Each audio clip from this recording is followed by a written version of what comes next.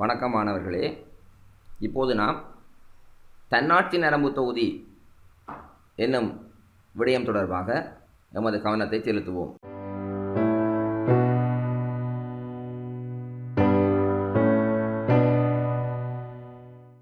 தன்னாட்சி நரம்பு தொகுதி என்றால் என்ன? நரம்பு தொகுதியானது பிரதானமாக இரு வகைப்படும் என நாம் ஏற்கனவே கற்றுள்ளோம். ஒன்று மைய நரம்பு தொகுதி, மற்றையது சுற்றையல் நரம்பு தொகுதி. சுற்றையல் நரம்பு தொகுதியானது பிரதானமாக இரண்டு பிரிவுகளை கொண்டது. ஒன்று இச்சை உள் நரம்பு தொகுதி, மற்றையது தன்னாட்சி நரம்பு தொகுதி. இச்சை உள் நரம்பு தொகுதி எனும்போது எமது விருப்பத்துக்கேற்ப கட்டுப்படுத்தக்கூடிய செயற்பாடுகளை ஆளும் நரம்பு தொகுதி இச்சையுள் நரம்பு தொகுதி எனப்படும்.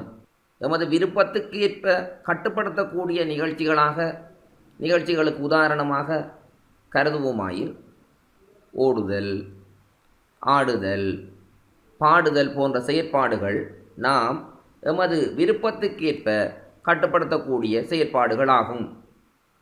அவ்வாறான செயற்பாடுகளை கட்டுப்படுத்தக்கூடிய நரம்பு தொகுதி இச்சையுள் நரம்பு தொகுதி எனப்படும். சில செயற்பாடுகள் எமது விருப்பத்துக்கு ஏற்ப கட்டுப்படுத்த முடியாத செயற்பாடுகளாகும். இவ்வாறான எமது விருப்பத்துக்கேற்ப இச்சைக்கேற்ப கட்டுப்படுத்த முடியாத செயற்பாடுகள் இச்சையின்றிய செயற்பாடுகள் எனப்படும்.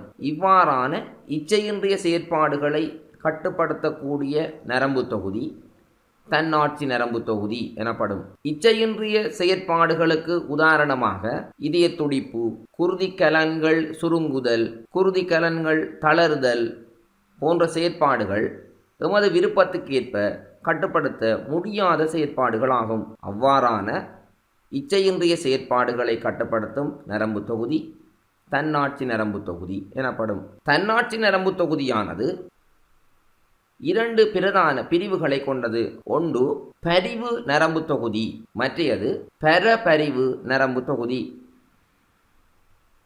பரிவு நரம்பு தொகுதியின் செயற்பாடுகளுக்கு எதிரான செயற்பாடுகளை பரபரிவு நரம்பு தொகுதி கட்டுப்படுத்துகிறது. அதாவது பரிவு நரம்பு தொகுதி ஒரு செயற்பாட்டை தொடக்குமாயின் பரபரிவு நரம்பு தொகுதி அச்செயற்பாட்டை நிறுத்தி வைக்கும். தன்னாட்சி நரம்பு தொகுதியின் மீது மூளையத்தின் செல்வாக்கு காணப்படுவதில்லை என்பதனால் இச்செயற்பாடுகள் எமது விருப்பத்திற்கு கட்டுப்படுத்த முடியாத செயற்பாடுகளாகும். மூளையத்தின் கட்டுப்பாட்டுக்கு உட்பட்ட செயற்பாடுகள் பெரும்பாலும் எமது விருப்பத்திற்கு ஏற்ப கட்டுப்படுத்தக்கூடிய செயற்பாடுகளாகும். பரிவு நரம்பு தொகுதியை பார்ப்போமாயின் பொதுவாக பய உணர்வு ஏற்படும் வேளையிலே உடலில் ஏற்படும் மாற்றங்கள் பரிவு நரம்பு தொகுதியின் செயற்பாட்டினால் நிகழ்பவையாகும். உதாரணமாக கண்மணியின் பருமன் அதிகரித்தல், இதய அடிப்பு வீதம் அதிகரித்தல், வாதநாளி சுவாச சிறுகுழாய் தளறுதல், சுவாச வீதம் அதிகரித்தல், இரைப்பை சுருங்கும் வீதம் குறைவடைதல், அட்ரினல் சுரப்பி தூண்டப்படுதல், குடல் சுருக்கங்கள் குறைவடைதல், சிறுநீர்ப்பை தளறுதல் போன்றவாறான செயற்பாடுகளை பரிவு நரம்பு தொகுதியானது கட்டுப்படுத்துகிறது. பரபரிவு நரம்பு தொகுதி